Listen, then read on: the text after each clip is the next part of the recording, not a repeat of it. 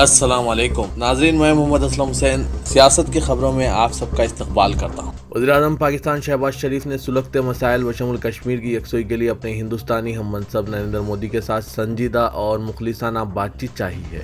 انہوں نے کہا کہ نیوکلیئر اسلحہ سے لیس دو ہمسایوں میں بات چیت کی بحالی کے لیے متحدہ عرب امارات اہم رول ادا کر سکتا ہے۔ وزیراعظم پاکستان شہباز شریف نے دبئی کے العربیہ نیوز چینل کو انٹرویو دیتے ہوئے یہ بات کہی۔ مسئلہ کشمیر اور سرحد پار سے دہشت گردی کے باعث ہندوستان اور پاکستان کے درمیان تعلقات کشیدہ ہیں۔ ہندوستان سابق میں مسئلہ کشمیر پر تیسرے فریق کی ثالثی مسترد کر چکا ہے۔ شہباز شریف نے کہا کہ ہندوستانی قیادت اور وزیراعظم نریندر مودی کے لیے میرا پیام ہے کہ آئیے مذاکرات کی میز پر مل بیٹھیں اور کشمیر جیسے ہمارے سلگتے مسائل حل کرنے سنجیدہ اور مخلصانہ بات چیت کریں۔ وزیراعظم نریندر مودی نے بی جے پی قومی عاملہ کے اجلاس میں 2024 کے عام انتخابات کے تعلق سے ایک بیان جاری کیا اور پارٹی قائدین سے کہا کہ وہ رائے دہندوں تک پہنچے۔ Senior B J P leader Devendra Fadnavis نے 2 روزہ اجلاس کے اختتامی سیشن میں وزیراعظم کے خطاب کے حوالے سے کہا کہ ہمارے پاس لوک سبھا انتخابات کے لیے صرف 400 دن کا وقت ہے۔ ہمیں عوام کی خدمت کے لیے ہر ممکن کوشش کرنی چاہیے، ہمیں تاریخ بنانی ہے۔ وزیراعظم نریندر مودی نے کہا کہ ہمیں 18 تا 25 سال کی عمر کے افراد پر توجہ دینی چاہیے۔ انہوں نے کہا کہ یہ لوگ تاریخ اور سابقہ حکومتوں کی بد انتظامی سے واقف نہیں ہیں۔ آسام کی بی جے پی حکومت، جس کی اپنے قیام کے دن سے ہی اقلیتوں اور ان کے ذریعے چلائے جا رہے تعلیمی اداروں اور مدرسوں پر نظریں ٹکی ہے، اس نے ریاست میں جاری چھوٹے مدرسوں کو بڑے مدرسوں کے ساتھ ضم کرنے کے مقصد سے سروے کا کام شروع کیا ہے۔ اس دوران متعدد چھوٹے مدرسوں کو ضم بھی کر دیا ہے۔ آسام حکومت کی جانب سے روزانہ مدرسوں کے نام پر کچھ نہ کچھ تبدیلیاں لانے کے اعلانات کیے جا رہے ہیں۔ آسام میں 3 کلومیٹر کے دائرے میں ایک ہی مدرسہ ہوگا۔ ریاست کے ڈی جی پی نے کہا کہ ریاستی پولیس نے دہشت گرد تنظیموں انصار اللہ ٹیم اور القاعدہ برصغیر ہند کے 9 ماڈیولز کا پردہ فاش کیا ہے اور گزشتہ سال 53 مشتبہ دہشت گردوں کو گرفتار کیا ہے۔ اسی کے بعد یہ کارروائی شروع کی گئی تاکہ ریاست کو محفوظ بنایا جا سکے اور ریاست کے مدرسوں کے نظام کو بہتر بنایا جا سکے۔ شہریت ترمیمی ایکٹ اور این آر سی کے خلاف احتجاج میں سرگرمی کے ساتھ حصہ لینے والے پنجرا توڑ گروپ کے کارکنان نتاشا ناروال، دیوانگنا کلتا اور جامعہ ملیہ کے طالب علم آصف اقبال تنہا کی ضمانت کے خلاف دائرہ دہلی پولیس کی عرضی پر سپریم کورٹ نے تبصرہ کرتے ہوئے کہا ہے کہ ہم لوگوں کو غیر ضروری طور پر سلاخوں کے پیچھے رکھنے پر یقین نہیں رکھتے ہیں۔ واضح ہے کہ ان تینوں طلبہ کو دہلی پولیس نے شمال مشرقی دہلی کے فسادات میں ملوث قرار دے کر انہیں یو اے پی اے کے تحت گرفتار کر لیا تھا۔ تاہم جون 2021 میں دہلی ہائی کورٹ نے ان تینوں طلبہ کو ضمانت دیتے ہوئے دہلی پولیس کے خلاف سخت تبصرے کیے تھے۔ عدالت نے دہلی پولیس کی اس بات کے لیے بھی سرزنش کی تھی کہ انسداد دہشت گردی قانون یو اے پی اے ان طلبہ کے معاملے میں سرسری طور پر عائد کیا گیا۔ ہائی کورٹ نے کہا تھا کہ اختلافات رائے کو دبانے کی فکر میں ریاست نے احتجاج کے حق اور دہشت گردانہ سرگرمیوں کے درمیان لائن کو دھندلا کر دیا اور اگر ایسی ذہنیت پنپتی ہے تو یہ جمہوریت کے لیے افسوسناک دن ہے۔ آج سپریم کورٹ میں جسٹس ایس کے کول کی سربراہی والی بینچ نے ضمانت مسترد کرنے کی درخواست پر تبصرہ کرتے ہوئے مزید کہا کہ اس مقدمے میں ضمانت کی درخواستوں کی سماعت میں دہلی ہائی کورٹ کے گھنٹوں وقت کا مکمل ضائع ہوا ہے۔ ملک میں نفرت اور خوف کے ماحول میں کانگریس کی یاترا کی قیادت کر رہے کانگریس لیڈر راہل گاندھی نے ایک بار پھر بی جے پی اور آر ایس ایس کو سخت تنقید کا نشانہ بناتے ہوئے کہا ہے کہ وہ اپنا سر قلم کرا سکتے ہیں لیکن آر ایس ایس کے دفتر جانا پسند نہیں کریں گے۔ پنجاب کے ہوشیار پور میں میڈیا سے خطاب میں انہوں نے اس کا اعادہ کیا کہ ہندوستان کے تمام اداروں پر آر ایس ایس اور بی جے پی کا کنٹرول ہے۔ انہوں نے کہا کہ میڈیا، بیوروکریسی، الیکشن کمیشن اور عدالتوں پر بی جے پی اور آر ایس ایس کا دباؤ ہے۔ ایسے میں یہ لڑائی سیاسی جماعتوں کے درمیان نہیں بلکہ ہندوستان کے اداروں اور اپوزیشن کے درمیان ہے۔ راہل نے مزید کہا کہ انہوں نے گیتا اور اپنشد کا مطالعہ کیا، اس میں کہیں بھی نہیں ہے کہ ہندوؤں کو جاریت پسند ہونا چاہیے۔ اس کے برعکس ہندو مت خود احتسابی، عاجزی اور ہمدردی کی بات کرتا ہے، یہاں تک کہ لارڈ رام کو بھی راون پر ترس آیا تھا۔ برطانوی نشریاتی ادارہ بی بی سی وزیراعظم نریندر مودی کے تعلق سے 2 قسطوں پر مبنی سیریز پیش کرنے جا رہا ہے، جس پر نہ صرف سوشل میڈیا پر ہنگامہ آرائی ہو رہی ہے بلکہ برطانیہ میں بھی دائیں بازو کے حامی اس پر احتجاج کر رہے ہیں۔ سیریز کا موضوع ہندوستان کی مسلم اقلیت اور وزیراعظم مودی کے درمیان کشیدگی پر ایک نظر ہے۔ بی بی سی کے مطابق یہ سیریز اس بات کا جائزہ لے لے گی کہ نریندر مودی کی وزارت عظمیٰ ہندوستان کی مسلم آبادی کے تئیں ان کی حکومت کے رویے کے بارے میں مسلسل الزامات سے کس طرح متاثر ہوئی ہے، اور سیریز میں ان الزامات کے پیچھے کی سچائی کی چھان بین کی جائے گی اور دیگر سوالات کو تلاش کرنے کے لیے مودی کے پس منظر کا جائزہ لیا جائے گا۔ اس میں مزید کہا گیا ہے کہ سیریز میں 2002 میں گجرات کے اندر مسلم نسل کشی اور شہریت ترمیمی قانون کے تعلق سے ان کے کردار کا بھی جائزہ لیا جائے گا۔ اس سیریز کے خلاف سوشل میڈیا پر دائیں بازو کے عناصر ناراضگی کا اظہار کر رہے ہیں۔ ہندوستانی نژاد ایک ٹویٹر یوزر نے اس پر رد عمل کا اظہار کرتے ہوئے لکھا کہ BBC کو بنگال میں بھوک مری پر سیریز چلانی چاہیے، اسے برطانیہ دی چرچل سوال کا نام دیا جانا چاہیے۔ ایک اور ٹویٹر یوزر نے لکھا ہے کہ BBC کو برطانیہ کے مسائل پر توجہ دینی چاہیے۔ ملک کی مختلف ریاستوں میں مبینہ لو جہاد کے خلاف قانون سازی کی جا رہی ہے۔ دعویٰ کیا جاتا ہے کہ مسلم لڑکے منصوبہ بند طریقے سے ہندو لڑکیوں سے شادی کرتے ہیں اور ان کا مذہب تبدیل کرواتے ہیں۔ وہیں مغربی اتر پردیش کے بریلی ضلع میں اس کے برخلاف معاملہ سامنے آیا ہے۔ یہاں 2013 سے 2022 کے درمیان نہ صرف 66 مسلم لڑکیوں کی شادی ہندو لڑکوں سے کروائی گئی بلکہ ان کا مذہب بھی تبدیل کروایا گیا۔ اس سے بھی زیادہ حیران کن یہ بات ہے کہ ایسا ایک ہی مندر میں اور ایک ہی پجاری کے ذریعے کروایا گیا ہے۔ یہ معاملہ بریلی کے مرینٹ واقع اگست منی آشرم کا ہے، جہاں کے پجاری پنڈت کے شنکھدار نے 9 سال میں 66 مسلم لڑکیوں کی شادی غیر مسلم ہندو مذہب میں کرائی ہے۔ اب پنڈت کے شنکھدار نے SSP کو ایک درخواست دی ہے جس میں خود کی جان کو خطرہ بتاتے ہوئے سیکیورٹی کا مطالبہ کیا ہے۔ دہلی یونیورسٹی میں ہندو اسٹڈیز قائم کرنے کے فیصلے کی مختلف طلبہ تنظیمیں سخت مخالفت کر رہی ہے اور اس کو ہندوستانی آئین کی روح کے خلاف قرار دیتے ہوئے فیصلے پر نظر ثانی کا مطالبہ کر رہی ہے۔ قابل ذکر ہے کہ گزشتہ روز دہلی یونیورسٹی میں ہندو اسٹڈیز سینٹر قائم کرنے کا فیصلہ کیا گیا ہے، جس کے لیے 17 رکنی کمیٹی بھی تشکیل دے دی گئی۔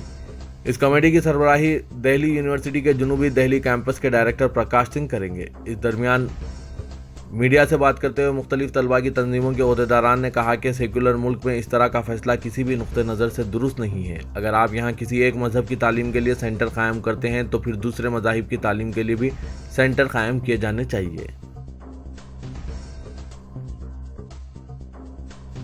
سوڈان میں اسلامک فقہ اکیڈمی نے حیران کن اقدام کرتے ہوئے طلاق کی وجوہات جاننے کے لیے ماہر نفسیات سے مدد لینے کا اعلان کر دیا۔ اکیڈمی کے سیکریٹری جنرل عادل حسین حمزہ نے کہا ہے کہ میاں بیوی کے درمیان طلاق ہوئی ہے یا نہیں، اس کا فیصلہ کرنے سے پہلے شوہر کی نفسیاتی حالت جاننا اہمیت رکھتا ہے، اس لیے اکیڈمی نے ماہر نفسیات کی مدد لینے کا فیصلہ کیا ہے۔ شہر حیدرآباد میں گزشتہ نصف صدی کے دوران دیکھے گئے تاریخی جلوس جنازہ و نماز جنازہ کے لیے حکومت کی جانب سے بڑے پیمانے پر انتظامات کیے گئے ہیں۔ نواب میر برکت علی خان مکرم جاں بہادر کی سرکاری اعزازات کے ساتھ تجہیز و تکفین کے سلسلے میں وسیع انتظامات کو مکمل کر لیا گیا ہے۔ حصول جلوس جنازہ کے علاوہ نماز جنازہ کے لیے محکمہ پولیس، محکمہ اقلیتی بہبود اور مجلس بلدیہ عظیم تر حیدرآباد کے علاوہ دیگر متعلقہ محکمہ جات کے عہدیداروں کی راست نگرانی میں 4 محلہ پیلس و مکہ مسجد میں بڑے پیمانے پر انتظامات کیے جا چکے ہیں۔ محکمہ پولیس کی خفیہ ایجنسیوں سے موصول ہوئی اطلاعات کی بنیاد پر مکہ مسجد میں زائدہ از 1 لاکھ افراد کے لیے انتظامات کو یقینی بنایا گیا ہے۔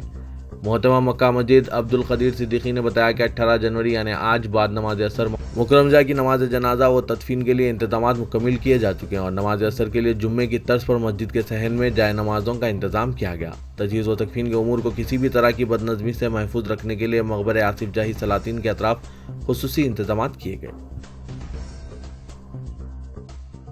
G20 ورکنگ گروپس کے اجلاس 28 جنوری تا 17 جون حیدرآباد میں منعقد ہوں گے۔ اس موقع پر سیکیورٹی کے مؤثر انتظامات کے سلسلے میں G20 سیکیورٹی کوآرڈینیشن کمیٹی کا اجلاس منعقد ہوا، جس میں ورکنگ گروپ کے اجلاسوں کے کامیاب انعقاد کے لیے بہتر تال میل سے کام کرنے کا فیصلہ کیا گیا۔ Director general police Anjani Kumar نے اجلاس کی صدارت کی، جس میں ریاست کے سینئر پولیس عہدیداروں کے علاوہ airport authority, regional passport office, NDRF، CISF، national security guard, SRDF اور سیکیورٹی سے متعلق دیگر اداروں کے نمائندوں نے شرکت کی۔ انجنی کمار نے کہا کہ G20 گروپ میں 29 اہم ممالک شامل ہیں جو دنیا کی 2/3 آبادی کا احاطہ کرتے ہیں۔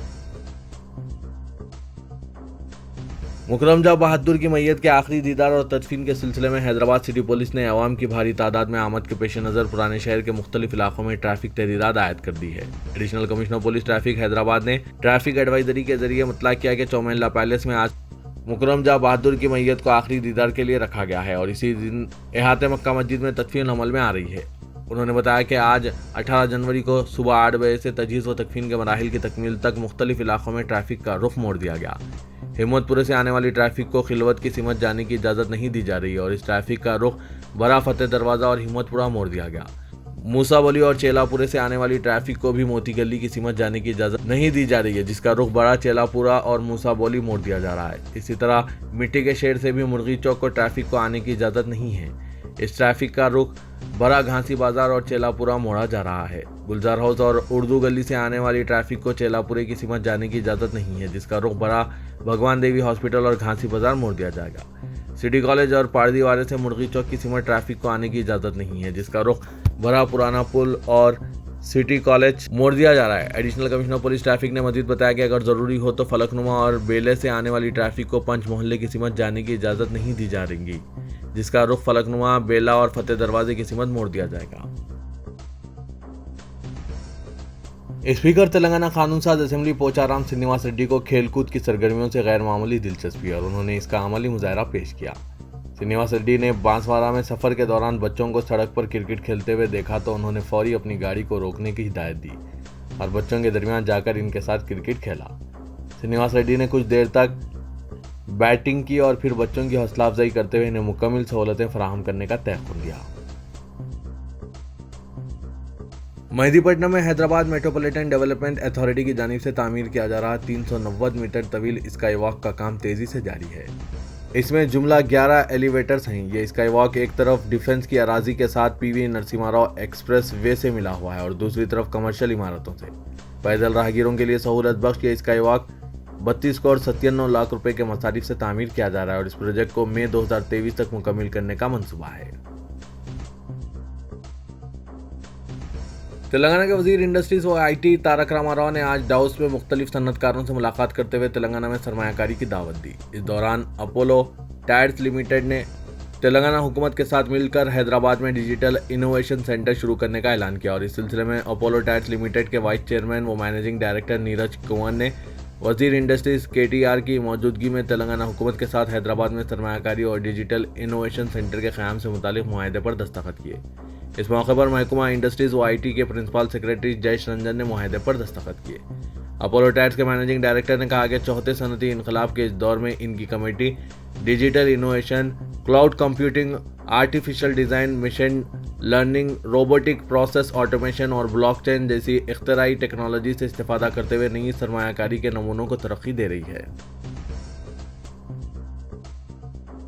8ویں نظام حیدرآباد مکرم جاں بہادر کا جسد خاکی کو حیدرآباد لایا جا چکا ہے اور شمشاباد انٹرنیشنل ایئرپورٹ پر آصف سامین کے جسد خاکی کو فیض خان ٹرسٹی نظام ٹرسٹ و مکرم جاں ایجوکیشن اینڈ لرننگ ٹرسٹ کے علاوہ دیگر نے بچشمنم حاصل کیا اور مکمل سرکاری اعزازات و احترام کے ساتھ جسد خاکی کو چومحلہ پیلس خلوت مبارک منتقل کیا گیا۔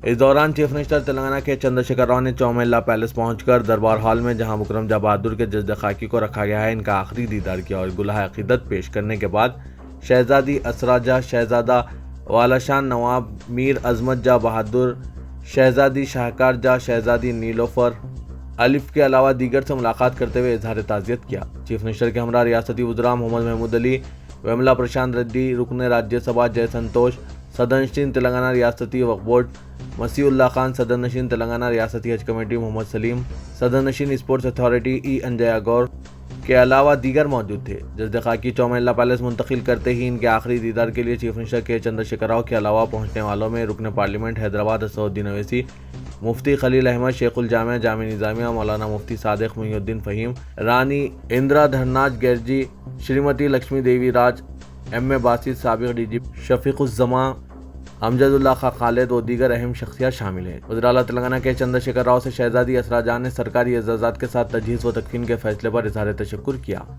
ایک خاص مشیر برائے ریاستی حکومت کے ہمراہ چومحلہ پیلس میں محمد غوث نمائندہ کارپوریٹر، محمد مصطفیٰ علی مظفر کارپوریٹر شالی بنڈے کے علاوہ دیگر مصروف دیکھے گئے۔ Director general of police Telangana Anjani Kumar, commissioner police Hyderabad C V Anand کے علاوہ دیگر اعلیٰ پولیس عہدیداروں نے بھی مکرم جاں کو خراج عقیدت پیش کیا۔ حیدرآباد میں پولیس نے منگل کو تلنگانہ بی جے پی صدر بنڈی سنجے کمار کے بیٹے بھاگیرتھ پر مہندرا یونیورسٹی میں اپنے ہم جماعت کے ساتھ حملہ کرنے کے الزام میں ایک مقدمہ درج کر لیا ہے۔ یونیورسٹی حکام کی شکایت پر سائبر آباد پولیس کمشنریٹ کے تحت डोंडिगल पुलिस स्टेशन में एक केस दर्ज किया गया। ये पेशरफ तेलंगाना बीजेपी के सदर बंडी संजय के बेटे भगीरथ के एक तालिब इल्म पर हमला करने के वीडियो सोशल मीडिया पर वायरल होने के चंद घंटे बाद सामने आई है। इत्तलात के मुताबिक ये वाकया चंद रोज कबल पेश आया था। बीजेपी लीडर का बेटा जो मैनेजमेंट का कोर्स कर रहा है, अपने दोस्त की बहन से मुहैया तौर पर करीब होने पर श्री राम से नाराज था। वीडियो में भगीरथ को मुतासरा पर गाली गलौज करते हुए और फिर इस पर हमला करते हुए सुना गया।